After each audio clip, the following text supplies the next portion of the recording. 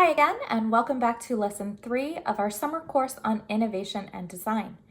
In the last lesson, we were introduced to the project options, paying special attention to understanding the needs, wants, and constraints of each client.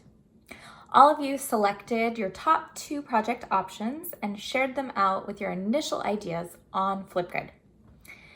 Then you completed a thinking routine called Compass Points in your reflection section of the notebook. Please check out the Flipgrid posts and reflection sections for feedback from me and your other classmates. The next steps in the design process are all about generating a lot of ideas and making decisions about which ideas will work best through research. For me, this is the fun part because you get to go out and explore what's out there on the internet. Get inspired and think about how you're going to bring the best ideas to life in a visual way.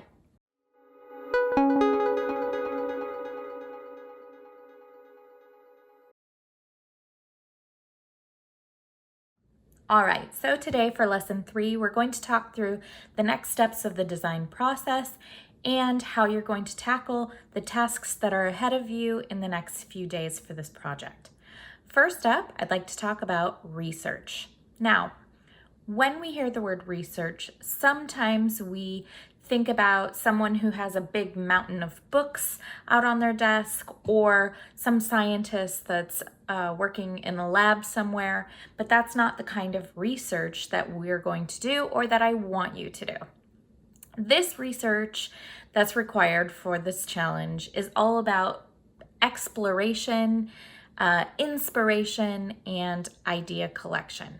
So over the next few days, please take your one top choice and go through the research process. I want you to use books. I want you to watch videos. I want you to flip through magazines. I want you to check out people's blogs online. I want you to visit different websites. I want you to scroll through social media if that's how you want to get your information. Whatever you want to do for research, it's all good. Do it. Throw yourself into researching this topic. So again, this step is all about seeing what others have done in this area and how you can take some of those ideas forward and make them your own. But probably the most important thing to know about doing this kind of work, and something I'm really passionate about because of my work with digital citizenship and technology, is you can't steal other people's work.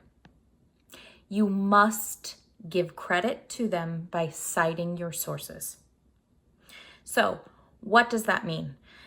It means that if you find a website or a blog or a video or a design or a photo or an account that you love and you really want to use, it's fine, but you have to give credit to the owner.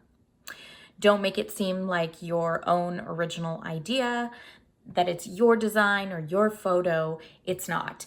So, if you like someone's style and you want to use it and create something of your own that's even similar, great. You can say inspired by or influenced by or with ideas from, and then list that source. When you're creating a visual presentation, if you need photos or videos to use for that, make sure that you're looking for Creative Commons first. That means you're looking on websites like Unsplash or Pixabay to find images and things that are free to use. This is all part of what we call documentation. And it's a way to keep your information organized so that it will be easy for you to put together a good product and a good presentation later on. So, bookmark pages and accounts that you want to use, collect hyperlinks either in a Google Doc or a PowerPoint, Jot down the names or hashtags that you're using in a notebook as you go. However you want to keep track of the research is up to you. Just know that documentation will always be a super important part of research, and it's required for this project.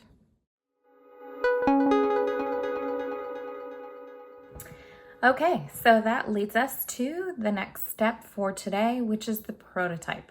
Basically, a prototype is just a fancy name for example or first draft.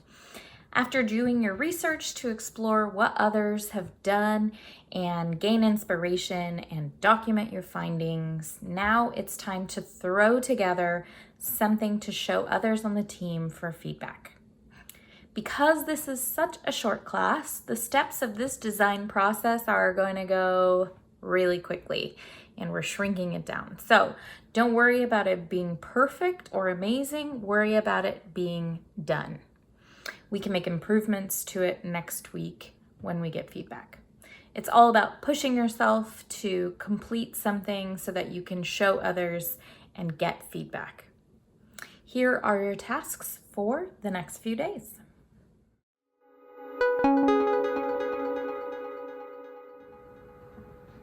Okay, so task number 1, dedicate some time to researching your topic and developing your ideas. Remember to cite your sources and keep track of all those ideas that you want to use as part of your research and documentation.